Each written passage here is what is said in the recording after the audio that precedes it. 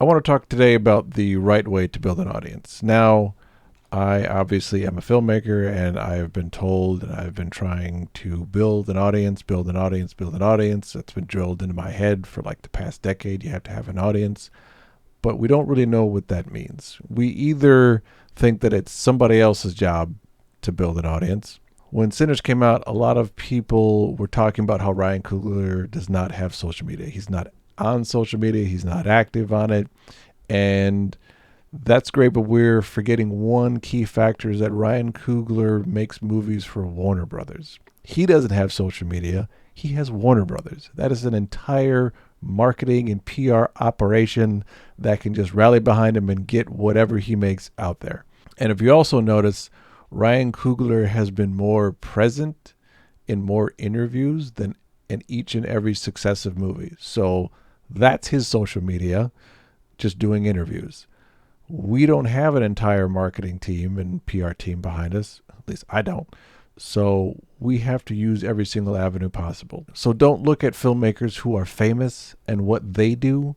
Think about where you're at and what you have to do. And what I have to do right now is talk to this camera and tell all you fine folks about what is the right way to build an audience. Now, for a long time, audience has been associated with followers and numbers.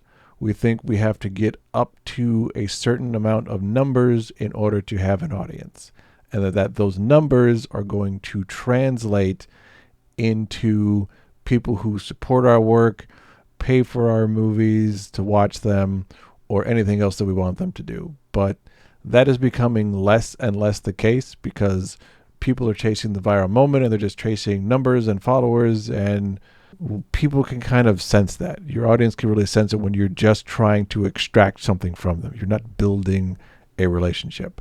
When I started the Blended Future project back in 2019, 2020, right around the pandemic, I just started writing articles. I would write articles and I would put them up online and I would share them on Instagram and people would start like following me. But I also made a point to share them and on different platforms and also leave comments and talk to people. And some of those people would send me DMs and I would DM them back and we started having conversations. I think that's what an audience is. It's people who know you and support you.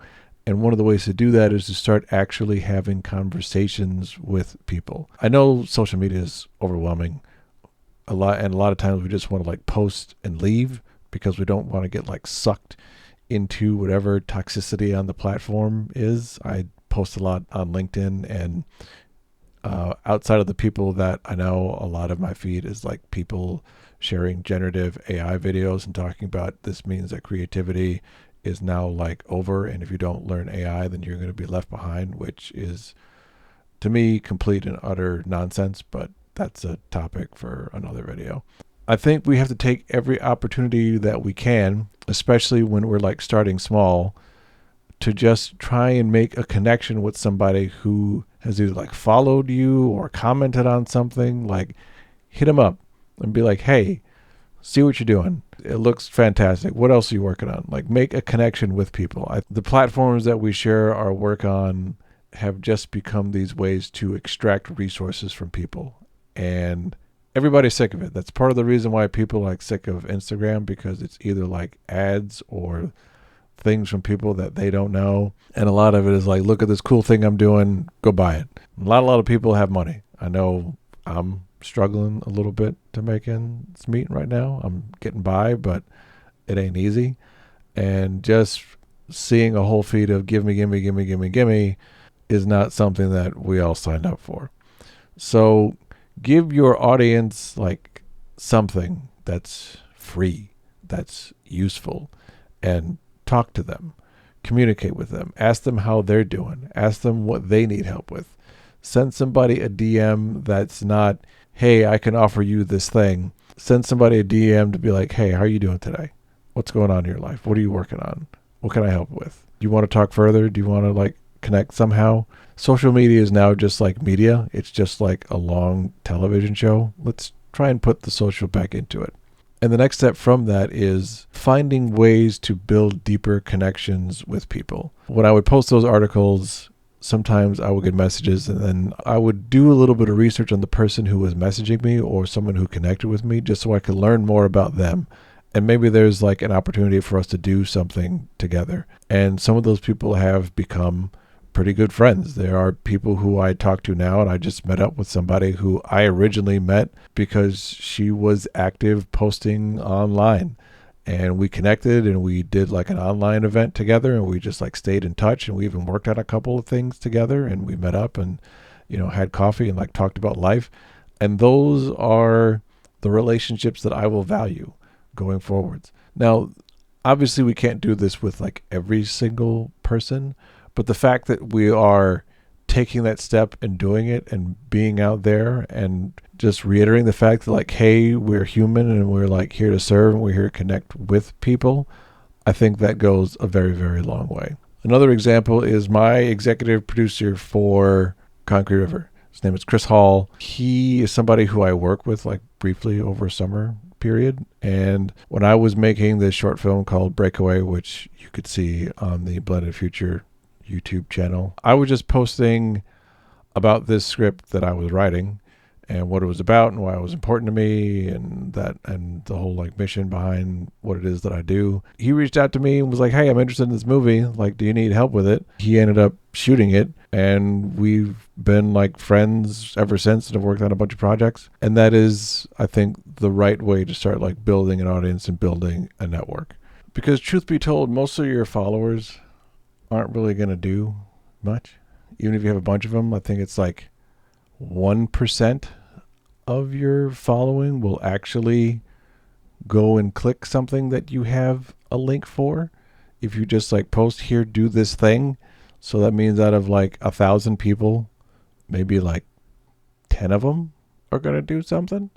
So, or like 1 to 10.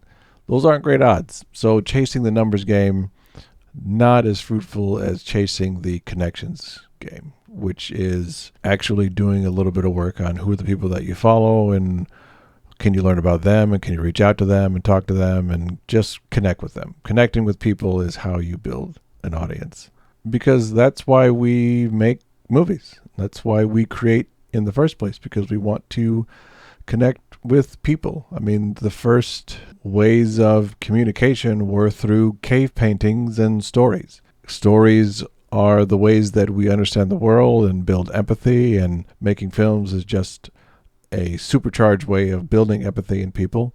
And we have to show that empathy to the people who are watching the work that we make. So I would like for everyone to take a look at the people who follow you beyond like your friends and your family. You already know those people. You can feel free to reach out to your friends and your family. You haven't talked to them in a little while, hit them up. But people who have just followed you out of the blue, do research a little bit on them first, see what they're up to, and be like, hey, I saw that you did that thing and that was pretty cool. Can I learn more about that? What else are you doing? It's like a party. Go try to make friends. You're not going to hang out with everybody meet at the party, but you can have a good conversation about it. And then people will remember you and maybe they'll like share what you're doing with somebody else. Cause like, hey, this person who like hit me up, who I like their Instagram, like they're doing this really cool project. And I think like you should go check it out. That's how we do this. That's how we build an actual audience of people who actually support the work that we do. Do that through like commenting on people's posts. Maybe don't like DM them out of the blue first. Maybe just like comment on some posts a little bit and then message them. Let's try connecting with people in a way where it's mutually beneficial, in a way where we're supporting each other and not just trying to like extract either like money or time away from them. People don't like it. I know I don't like it. That's why I don't go on Instagram a whole lot, even though, I'm on there a little bit. Because speaking as a freelancer, jobs come and go. But an audience that you have, not just numbers, but like people that you know, people who like read your stuff, people who you've connected with, that's going to be the way that you like weather the storms of being a freelance anything, or if you're starting a business. Just having people who you can like reach out to, it just goes a long way and it helps a whole lot. Let's build audience the right way. Let's do it in a way that's uplifting and not just extracting. Let's be there for each other. Support each other. That will help our films and our art go further than we expected. I wrote about this in detail on my Substack. Go to marislitica.substack.com and I'll leave a link to the article in the description below. Check that out. I write newsletters twice a week, Monday and Wednesday morning. I like to go in further detail on the things that I talk about, and you can check that out there. Thanks very much for watching, and I'll see you next time.